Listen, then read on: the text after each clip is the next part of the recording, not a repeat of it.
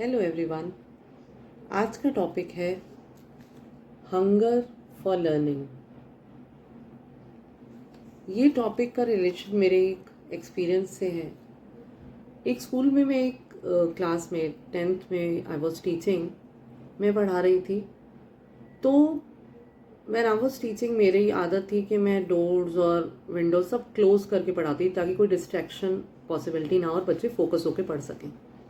कई बाहर ग्राउंड में कुछ स्पोर्ट्स वगैरह की प्रैक्टिस और वो सब चल रही थी तो डिस्ट्रैक्ट हो रहे थे बच्चे, तो मैंने विंडोज़ और डोर्स सब बंद कर दिए और बिल्कुल आराम से फोकस करने के लिए कि बच्चे फोकस करें, तो मैंने ये सब बंद कर दिया और पढ़ाया। अच्छे से पढ़ रहे थे बच्चे सब। तो एकदम से क्या हुआ, बीच में पढ़ाते पढ़ाते मुझे बहुत तेज़ भूख लगने लगी।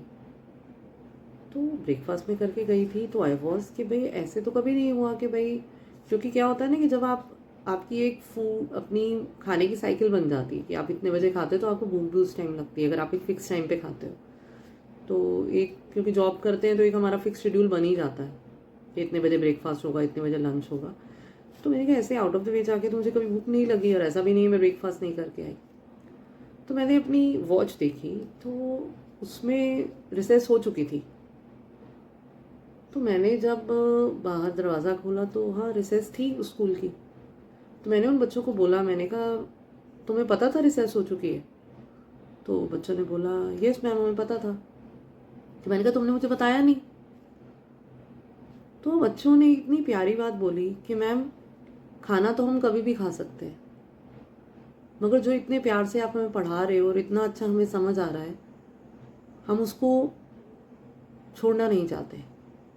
हमें we have hunger for learning.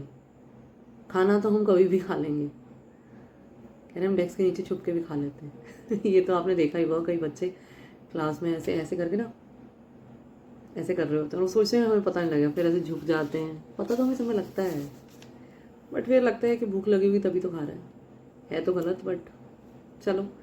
तो वो जो इंसिडेंस है उसने मुझे बहुत टच किया कि बच्चों को कितनी अगर उनमें इंटरेस्ट है तो फिर वो अपनी रिसेस पीरियड भी मुझे देने को तैयार थे। In one of the schools ever saying कि मेरी आदत होती है बच्चों को मैं एक धमकी देती हूँ कि पढ़ोगे नहीं तो मैं तुम्हारा स्पोर्ट्स पीरियड भी ले लूँगी, नहीं जाने दूंगी तुम्हें स्पोर्ट्स में। एक बारी धमकी दी, 2 बारी। तो एक बारी बच्चे मुझे आके कहते हैं कि मैम आपको हमारा स्पोर्ट्स पीरियड चाहिए क्या? आपसे ज़्यादा है क्या हमारे पास? आपसे ज़्यादा नहीं है हमारे लिए स्पोर्ट्स पीरियड। अगर आपको स्पोर्ट्स पीरियड लेना है आप उसमें भी हमें पढ़ा सकते हैं, हमें कोई दिक्कत नहीं है। ये होता है बच्चों का प्यार। अगर आप उनसे प्यार करते हो तो वो भी आपको प्यार करते हैं, तो फिर आपके लिए वो कुछ भी करने को तैयार होते हैं। Thank you.